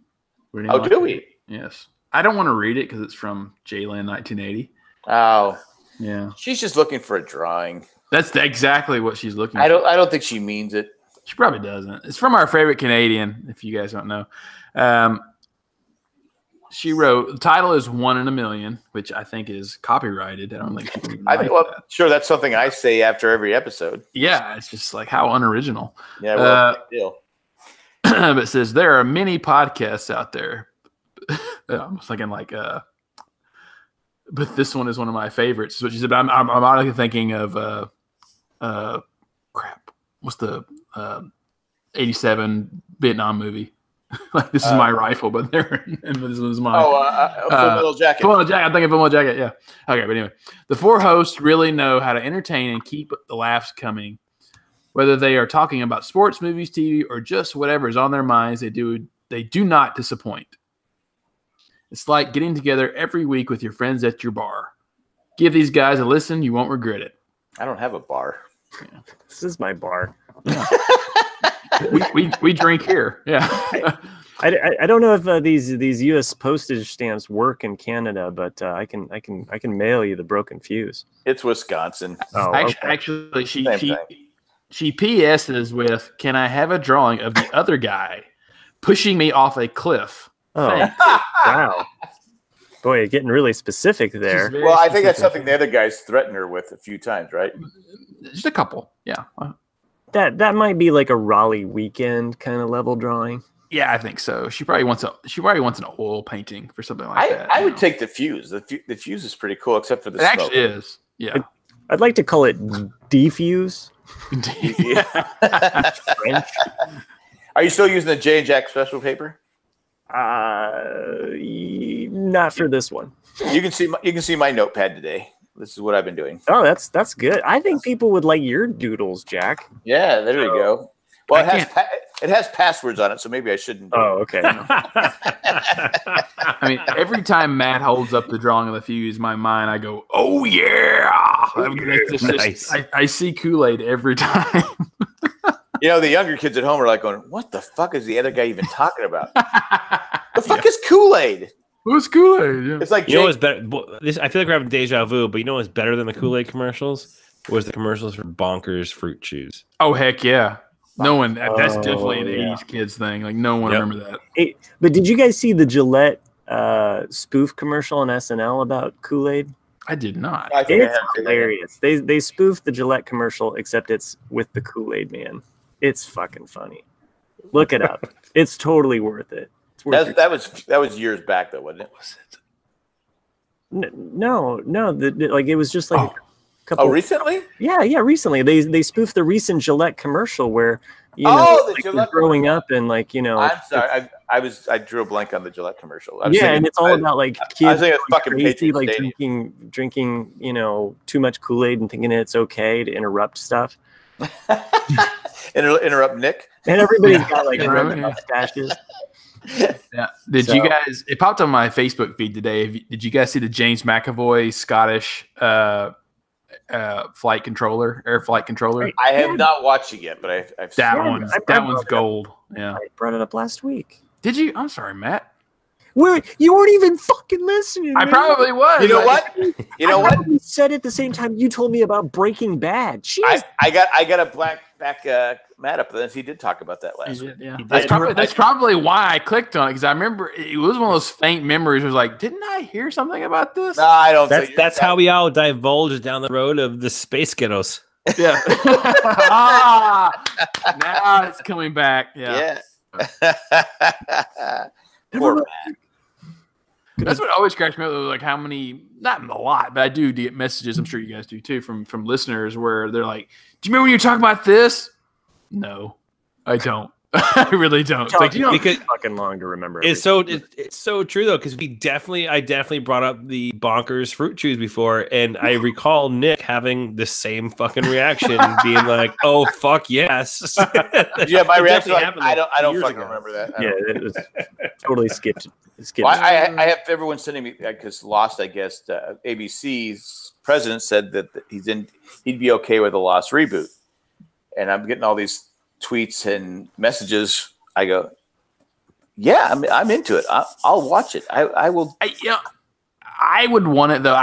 He would have to be in it a lot, but I would want it to be something to where it's directly related to the old one. So like Walt or Jorge Garcia or somebody is now in charge, or something to spin off of that. So like where you have the link to the old one. Actually, I don't want it on ABC. I want it on something like Netflix or HBO, where it's that'll never happen. Well, I'm just saying, if you're asking me what I want, because I want a tight 10-episode season where it's, you could go a little more, darker and stuff like that. Guys, picture this. It's like Muppet Babies, except for Lost. And there's Kool-Aid, right? Could it be more like all you see is Jorge's cankles walking around.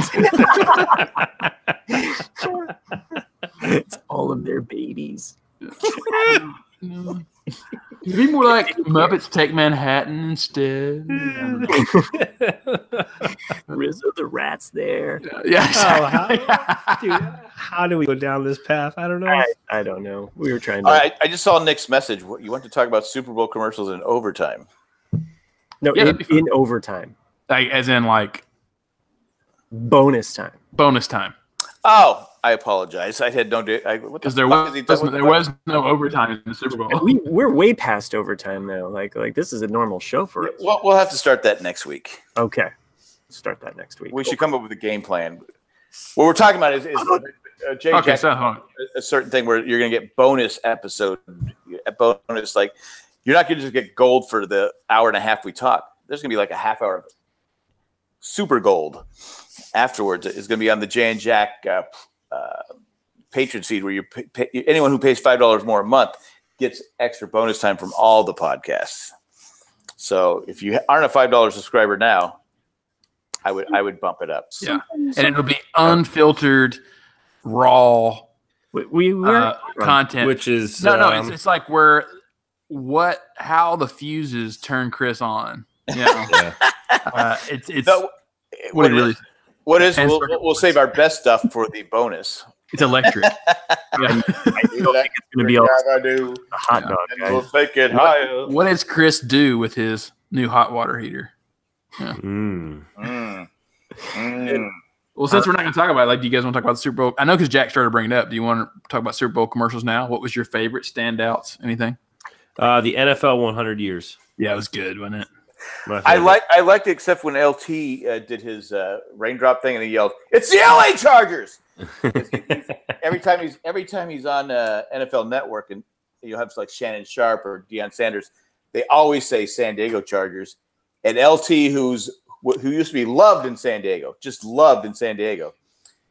quickly corrects him because he works for the Chargers and says, "No, it's the LA Chargers." Literally pisses everybody off in San Diego every time. Even Tom Brady, after he was interviewed after the game, he said, "Yeah, it was a rough stretch. We had to play the San Diego Chargers. LA Chargers." Even Tom Brady, the GOAT, says San Diego Chargers. Mm-hmm. So, yeah, let's just keep the team in LA.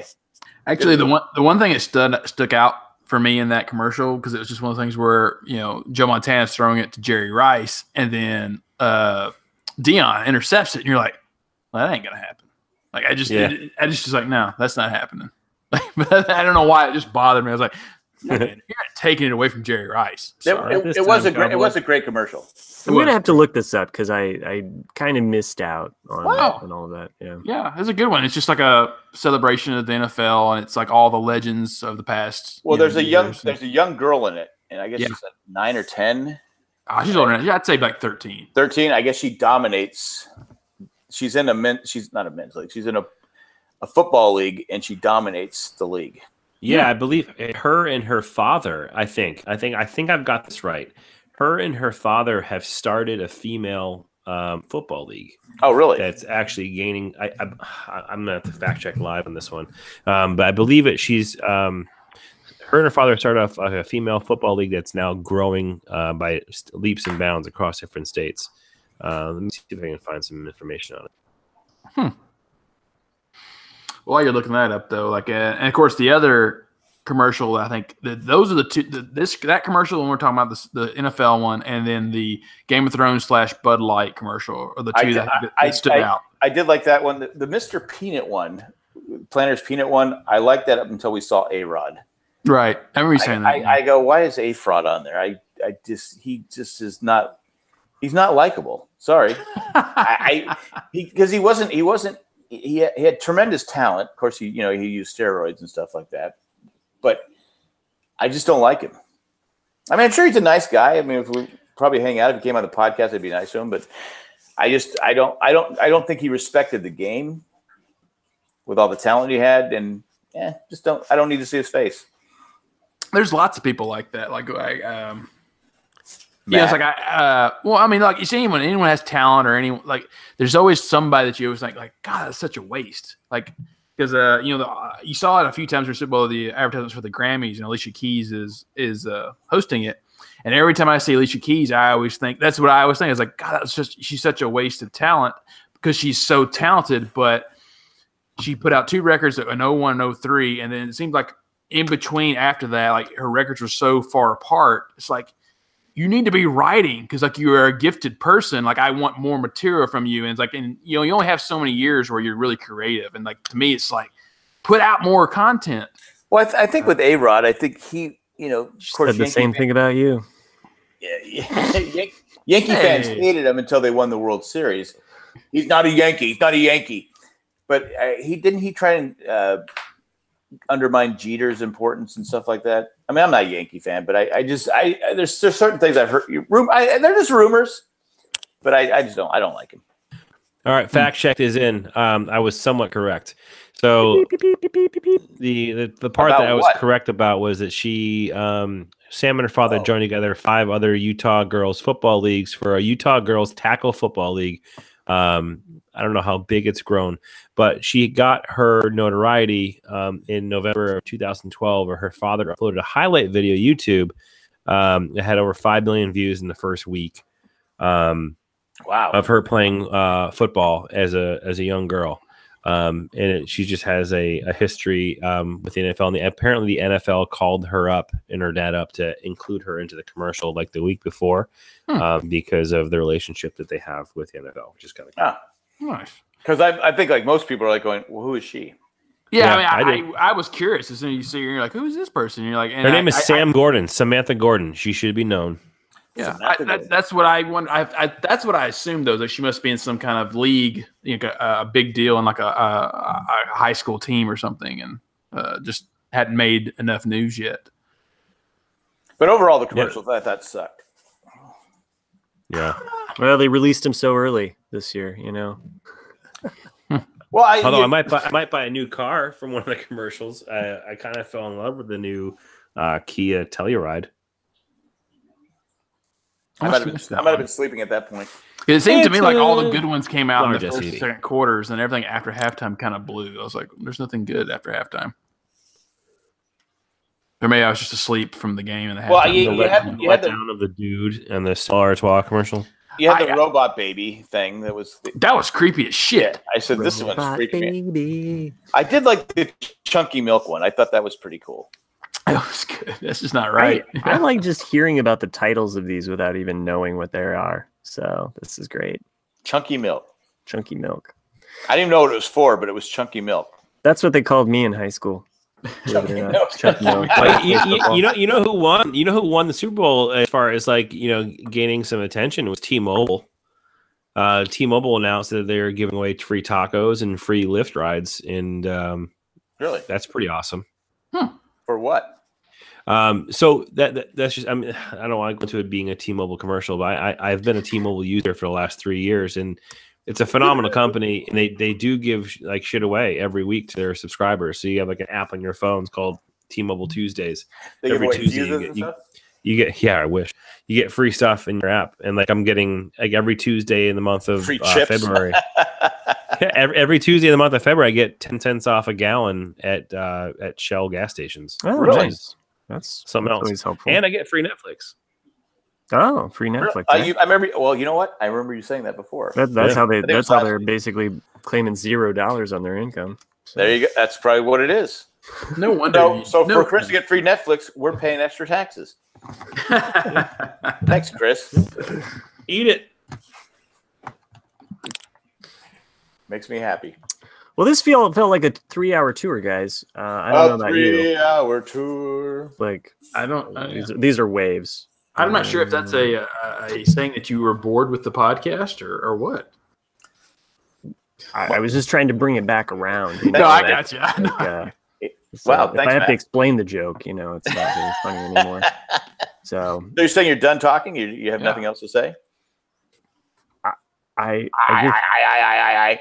hate it when you do that. I'm out. Oh my God.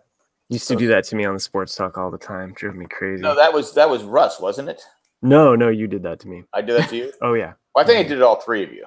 Sure. I'm kind of insulted that Chris has not thanked Jack personally for allowing Boston or the New England Patriots to win.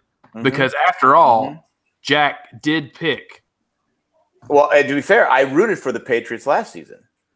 Yeah, and how good did they do? They lost. They did, yeah. And this season, I picked the Rams. You picked the Rams, and then so the Patriots won, and it's all you because of you. I should be going to Disney World. Yeah, exactly. With Edelman and his big old beard. I should be the goat. I should be the goat. Thanks, Jack. I mean, I don't think that was sincere. The citizens I'm not buying it. They should be sending you fruit baskets and all kinds of stuff. They should be sending me their chip coupons. Exactly. Tina should be just going, writing you personal emails. I'll do whatever you. Where's Tina want, from? Jack. Do we know where Tina's from? Where's the company located, Chris? I don't remember where it was from. Sorry. That's great. Thanks. That was the joke. Is that she was she's not a real person. She's just a computer generated identity based on the. Let's try to pick a name for the cultural area. So they settled on Tina. She's the TurboTax robot kid. Yeah. It's like, man, I go, these people are paying $5.5 million for these commercials. What the fuck? Well, I don't know why, but it always pops back during the whole .com stuff. You remember all those random ass, I think it was the 99 or 2000 Super Bowl. Yeah. It was just all these, come to whatever .com. Like, we just blew $2 million on this 30-second commercial for. Yeah. I just what is all this shit? Yeah, I could actually. GoDaddy was the king of that with Danica Patrick. Did any of you guys watch Valley of the Boom? It was just a quick little 6-episode series. I'm not sure what channel it came on, but it was all about that. Like, it was about the .com bubble. No. Jack's favorite actor, Steve Zahn, was in it. Oh, then I should be watching it. Yeah, and it's worth a watch. It's not a great series. I'm not sure how many, but it's basically explaining how when Silicon Valley just exploded and how there were some people out there that really had talent and great ideas, and some people came just to completely cash in. And that's what Control C, Control V. That would be me. I'm all about cashing in. Well, that's what Steve Zahn's character does, is that he's the guy who he brought the concept of streaming, like internet streaming, to the forefront because some kid had the idea, but it wasn't there yet. But he marketed it as it was completely ready to go, and he got so many people to invest in his company. He had nothing. Like it was just he would just tap into the television feed and go, "Look, we're streaming it live." but a lot of those companies had nothing, but yet their stocks were going up. Or that's what they talk about because there's like because they get into globe.com, which is like the first Facebook. It's like globe.com, then Friendster, then MySpace, Friends, Facebook, all that, and the same thing. Like and then they get it. Of course, the biggest one they go on is Netscape because Netscape is it was the first really name everyone knew. But it's okay if you really want to learn about the mid '90s to late '90s. Era, it's a pretty good little series. Well, I remember asking my dad. I go, these because he would follow the stocks and stuff like that. And I go, what about this Amazon and stuff like that? What about these stock companies? He goes, I don't know. None of them are making money. They're going to collapse. And he was right about most of them. Most of them did collapse. He had the collapse of 2000. Yeah, whatever the collapse was, where most of them just went, okay, we're crapping out because it's just. Well, they get into that too because like the globe.com. When they finally went public, they got suckered into saying, okay, we'll take $9 a share that sold, but it went for $97 a share. So they got screwed out of a lot of money. But within just a few months, the whole stock deflated down to nothing. And he said they were getting so many calls from people who didn't understand how the stock market works, going like, you have all my money. Give me my money. Give me my money. It was like we don't have your money. Well, Amazon, when they first came out, they just sold books, right? Am I right? Amazon was yeah, it did. It was a bookstore. Books. Yeah. So anyway. That's why the corner bookstore is going. Even Netflix. Netflix, what, 10 years ago, 15 years ago was just like Redbox is now. Like you were like, oh, it's some dying thing that's clinging on to the past.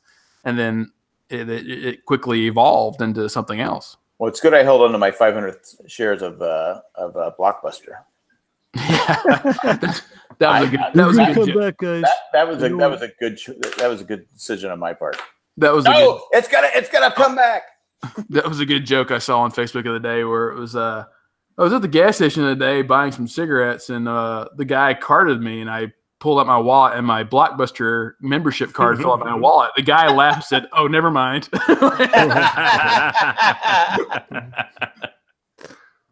Too true. We're making fun of Blockbuster. It was only 15, 20, 50, how long ago was it? I mean, it was a big, I remember because when our kids were young, my kids were young, that was a big deal on Fridays. Okay. Yeah. After work, we had Blockbuster everywhere. Okay. All right, kids, you can go pick, each one of you can pick out a movie. It's good for two. We'll bring it back Monday. Each one of you gets to pick out a movie. We'll get popcorn and we'll all watch the movies. And I want to watch Teenage Mutant Ninja Turtles. Well, of course, it would take Jay an hour and a half to pick out a movie. It's like, Jay, just pick out a movie. There's so much to choose from. And then you just pick out the same one you watched the week before.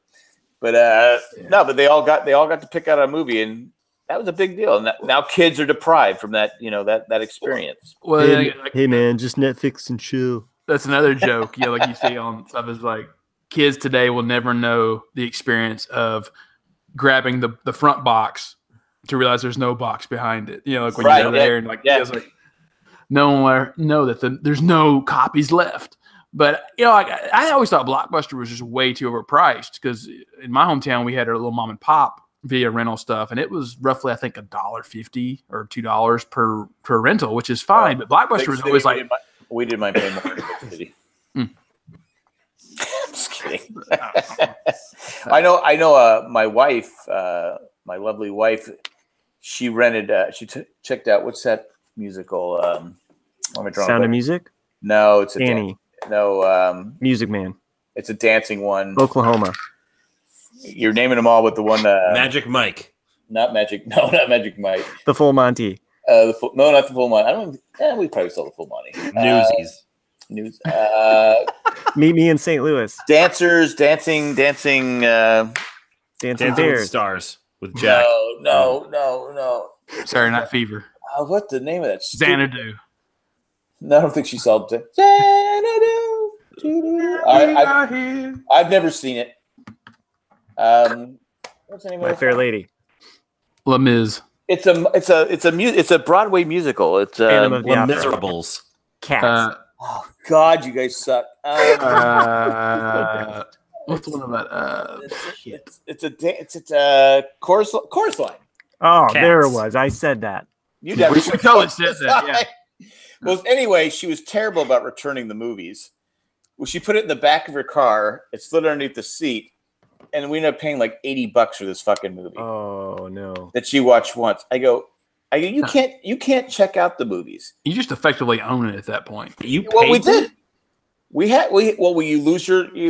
can't check out any movies, so you pay them. Yeah, but I would walk in if I owed $80.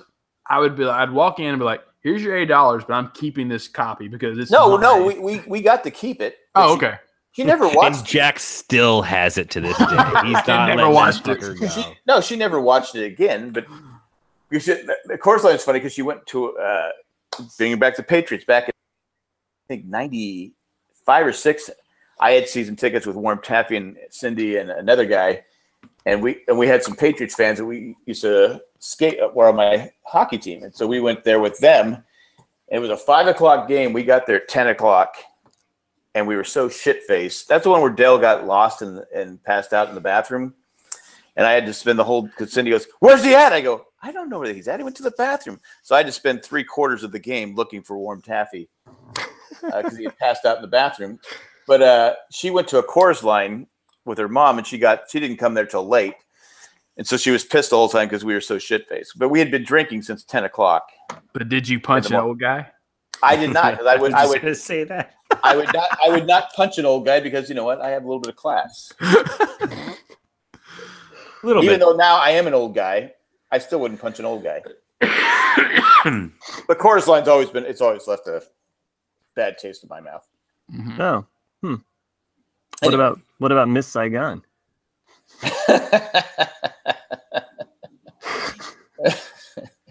I don't know. Why is that funny, Jack? I don't know because it's usually a title to the episode that never makes it to the end. I don't know. But no, you used to get like late fees because my wife would never I'll take them back, and she'd never take them back. I'd get in the car. I go, why are these movies still sitting here? Oh, I forgot to take them back. I go, oh, God. Anyway, so I will take them back. Give me the movies. Make sure they're rewound. Make sure they're because you had to rewind them. Oh yeah, be kind, Mm. rewind. Be kind, rewind. Absolutely. Yeah. Anyway, Makes DVDs so much easier. those were the glory days. Did you accidentally summon me? No, asshole. Wow, that's not nice to call Chris an asshole. I like that. Did you summon me? Yes, I I did. love this Siri. More importantly, what's with this creepy ass male voice Siri Yeah. that you have? No, he's a British guy. Hey Uh-huh. Siri. See, now he's bitter. I'm here. I'm here. I'm here. This is I'm my here. butler. So Wow. It's the- my wife has this Yeah. weird thing where she keeps like accidentally summoning Siri at the most inopportune moment, Mhm. and it's so Well, much you need to explain more about that one. like she's going to bed and she'll make some kind of "that's what she said" comment, and then Siri will pop in with like, "I know what you want" or something like that. I mean, like Siri will say these things to her, and I'm like, "What the hell, Siri?" I'm But just, You're moving into my territory, Siri. Back off. Totally. I don't know why. I'm just picturing this as like foreplay. You know, Yeah. Like, Between my You're wife like, and her phone, but not hey me. Siri, like you're in the bed with your wife, you know, and like, hey Siri, did you summon me? Yes, I did. Thought you'd never respond. Show me Siri. Show me vibrate again. Mhm. No, it's never with me. It's just like as she's leaving me. It's always like she's going to bed, and Siri like will say something It's never to with her. me. It's never No, with yeah, me. totally. I'm always left out of that So equation. you don't. So that's why you changed Siri to a man because you're pissed at Siri. No, I don't know Yeah, why. It's never with me. That's a good title. for the Because episode. I'm an Siri, equal it's never with opportunity me. Siri. Okay. Okay, that's fine. That's fine. I have no problem with that. Siri can be a man or a woman. Doesn't matter. I agree. Well, it's like Alexa. who was I talking about? I said, should Alexa should they have like a male Alexa? Or do they have a male Alexa? Because it just. Well, I'm curious. As I was saying, Alex. I'm curious Alex. because the woman who does Siri is a real person, and so I'm curious if the company. We're all real people. No, I mean like she records all those different things like a voiceover actor, and so I'm curious why they might not do two people because it would cost the company more money to record all those things. Sure. So when she responds back, because sometimes I get mad at Siri or Alexa. I get so frustrated because she's not listening to me, and I start cussing her out. So she records those. She's ready for me to record those things. Yeah. And she says, "I'm sorry, that's not nice," or whatever she said. She says something to me because I go, "God damn it, God, fuck, shut up!" I'm a Dr. Jim. Yeah. Because What if you were dating the woman that did the voice for Alexa though? God, you talk dirty to me, Alexa. Sorry, not at this time. Yeah, order more Tide Pods. Order more Tide Pods. Yeah. I'm sorry. I didn't understand that. Do it again. Or oh God, there's no Ordering anywhere more. with this. Yeah. The Harrison Ford one was pretty good with the dog. That go back to commercials. Did you guys see that one? Yeah, it was I good. started watching it, but I said, okay. I was way too solo. Mm. Oh. I'll have to look that one up. Anyway, I don't know. That All right. was 1 in 4. 1 in 4? It was 1 in 4? Definitely not 1 in a million. Oh, okay. Hey, great show, kids. 1 in 4. What do you think about it, Alexa? That joke sucked. I'm sorry, I didn't catch that. Even Alexa's jokes are funnier than that I one. have to confess. See? It's making me chuckle a bit. Ask me for another joke, and maybe the next one will make you smile. Wow. sassy. Alexa, how are you going to make me smile? Wow, Alexa just showed us some serious side to comedy. Alexa, how are you going to make me smile? According to WikiHow, to easily make GAC, start by filling a sealable container 1/4 of the way full with borax or cornstarch. What? Add water until the container is full, then seal it and shake. In a separate bowl, squeeze a full container of glue out. Add food coloring in 1 cup of water, then stir. When the glue and water is thoroughly combined, pour Shut 1 up! quarter What of did she borax think she into asked? Alexa, stop talking. and stir again. Then, simply enjoy your GAC. For more details on this and other how-tos, ask to open WikiHow. I don't know, but it sounded like she wanted you to make blood. And people wonder why I have a problem with Alexa. I said, make me smile. And she's talking about making borax glue. I don't, what is she talking about? Don't know. He's trying to make GAC, which is the old Nickelodeon slime from the 90s. Is that what she was talking about? Yeah. Sounds like it. Yeah. Whatever, Alexa. Take the night off, Alexa. Well, that's all I got. I don't know. Yeah, we're at about 2 hours. So. But we do have some new. We've had a Twitter account for a long time. If you'd like to follow us on Twitter, go to RCADcast at RCADcast on Twitter. You can follow us on Twitter, get all the latest updates we have. We have an Instagram account, and it's basically the same thing. RCADcast. Yeah. Just like our email, which is rcadcast@gmail.com. Yeah, So send us an email. There's an email. We haven't had an email in a while. So that's our 3 social network things we have going on there, right? Love it. So Instagram will have different posts, different pictures. I'm going to post a little picture we have. I think it's of Chris complaining about his fuse or something. I don't know. Probably. I stopped listening at some point. And to anybody that does send in a review, I don't mind sending out a drawing. Except for Jess. Yeah. Jess, I do not mind sending you the broken fuse, but you're getting really specific about these drawings that I need to make. It's like She's awful demanding. I'll give you a review, but I want this drawing. Well, you could also have this landscape that I did today, or I also did some waves. So, but I think with the wave, you need to get like a life preserver that says SS Minnow. Oh yeah, that sounds good. So people know that it's Gilligan's Island. Now who's critiquing Matt's art? Well, I'm just trying to help out. I don't mind. I don't mind. I can take it. He So- says it's Gilligan's Island, but anything could be waves. Well, I mean, it just influenced the beginning of my drawing, so I'll add it. And anybody Send it has answers why they just said "and the rest," where the professor and Marianne supposed to be kicked out. I mean, because literally, I said, how would they survive without the professor? I don't know. I think that's kind of how we think about Nick. It's Ramblecast with Jay and Jack and the rest. Can Nick make batteries? Can Nick make batteries out of coconuts? I don't know. Can he? Never tried. Chris can make a fuse. Yeah, it's what I'm saying. out of Chris, that, so. I'm not the electrical guy. I mean, Chris would clearly be the electrical guy. Seems frozen, so I think those he is listening at home should take a drink. So Oh, there he comes. There he comes. Okay. all right. I can never tell if he's just muted and he's reading Google, or I can never Nope, tell. my computer definitely just started up again. Did you hear? Give it Did you a hear? try. If he only works for a computer company, I think you could fix that problem. Yeah, Is there any way you can get rid of the creepy Chris that's just staring there like? I know, like he's shitting right there. Like, a new Alexa! computer is going to be in my future, I think. How much is the toilet paper, Alexa? No, don't answer that, Alexa. Alexa, Hot surface. Oh no. Alexa, how much is toilet paper? Oh Alexa, no. how do you end the show? Choice for toilet paper is Presto. Alters off toilet paper. 24 count. It's $22.25 on Amazon. That doesn't seem too cheap. I don't know, Alexa. Depending on how many rolls you get, and are they All are right. they double rolls? Alexa, tell me a joke. Actually, my friend Jimmy Fallon wants to tell a joke. Let's give him a shot. Oh shit! How did he get on the show? Scarecrow. Hey. Oh, What God. do you think? Should I let Jimmy tell the jokes for a while? No. No. No. problem. And I like Jimmy Keep Fallon, but laughing. But I- if you do want to hear one of his jokes, just say, "Tell me a Jimmy Fallon joke." tell me a Ramblecast joke, Alexa.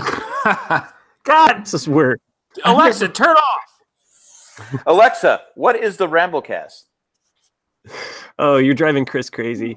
I don't know that one. All right, we're done. Anyway, that's what we got. If you follow us on Instagram, follow us on Twitter, Facebook, and all that different stuff. If you send in a review, you get one of Matt's drawings. I guess Jess gets the. Well, I guess Jess has her choice between three, right? I guess so. Yeah, sure. She's I don't got to think make her choice pretty quick. Though, so. Nick, do you want her to have the fuse drawing? She'd probably like it. Yeah, but do you want her to have it? No, of course not. Okay, all right. What a dick. All right. Well, it's dealer's choice, so I actually get to make the final decision on that. Sorry, Jack. Well, So- you're kind of a brown nose, so. No, I'm not. Well, just saying. I just say if you choose to give it to her, then you're being. I'm openly- just saying, like, the postage for Matt having to ship it internationally to Canada. Is not, I'm thinking of Matt. All right, guys. Great show. 1 in 4, apparently. 1 and a 4. Well, we have other. Don't we have other things? Do you shop Amazon? Oh, sure. Throw some you money shop more Amazon, towards Jeff Bezos. Again, Go to nationalenquirer.com. jayandjack.com/Amazon There you go. for all your shopping needs. And you can become a patron by going to jayandjack.com. Click on the patron link. At the $5 level, you're going to get bonus material. Not starting with this one. We did really plan on doing only an hour, and then Yeah, well, yeah. Yeah, Somebody we never- doesn't read the comments section, though. yeah, we never hit the mark like Alexa does. the comment section is right here, but I usually don't read it till like later on. I'm always like a half hour behind.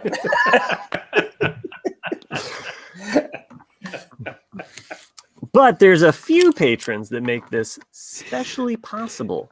And honestly, I'm going to add an extra patron level that if you donate at the $250 or more level, you'll have access to the group chat that we have during our show.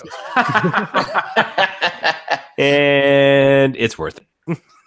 It's sometimes it's gold. It's almost Amazon gold. But we thank Tack from Tokyo, Eckhart Rickner Glaffeler, who was really going after Chris on Super Bowl Sunday. I still don't even know who he is, so whatever, dude. Wow. Way to go, Chris. Because usually he picks on Nick. Yep. And Jay, he picks on Jay, which is always fun. Maggie the Magnificent, Joanne with a plan, and Ed the letter carrier. Thanks for what you guys do. Thanks for everybody who does, and Alexa, thank you too. We thank everyone who listens to our show. When you give us a 5-star review, because you're gonna stop doing what you're doing right now. Give us a 5-star review. Also subscribe to the Rambo RCAD. Just go ahead and hit subscribe. That way, when we record a new episode, it's up. You don't have to look for it. It's right there. Boom! It's right there. That's all I got. We're trying to be the number one pod. Our goal is to be by the end of this year, we want to be the number one podcast in America. I think we can do it. The number one podcast in America. If everybody listening and tells their friends, of course, Jess, okay, find somebody you can call a friend. Say, hey, we want listen to this podcast. You're gonna love it. I'm just kidding, Jess. You know that. I'm just doing because Nick told me to say. He put it in the chat. He put that in the chat. He's right there. Yeah. Say something mean about Nick, Jess. But no, if you have friends, let them know that, hey, I listen to this podcast. They ramble on about nothing. It's great. It kills a couple hours. They're gonna have bonus material later on. It's perfect. But subscribe to the Ramblecast. Subscribe. That would help us. It would help us out. You. And you get a great drawing from Matt. If you leave a 5-star review. 4-star review gets you nothing. Yeah. Wow. Gets you nothing. But okay. I'm not gonna. I get it. People say it's not worth 5 stars, but you can do that. But Who said that? No one has said that. I'm just saying. But if someone were giving, it's never been said. someone could. I'm just saying it's not Russia. You could give a 4-star review, but if you give a 4-star review, you're getting nothing from us. Well, this was a great show, guys. This was one in a maroon. It's now one. Now it's 1 in 3. A 3-amp tour. 3 amp one in 3 amp tour. A 3 amp tour. All right, I think that about does it. Yeah. All right, guys. Hasta luego. Great show. 1 in a million. I'm out of here. I still love you, Richter. I do. Yeah, sure. Bye. Did you summon me?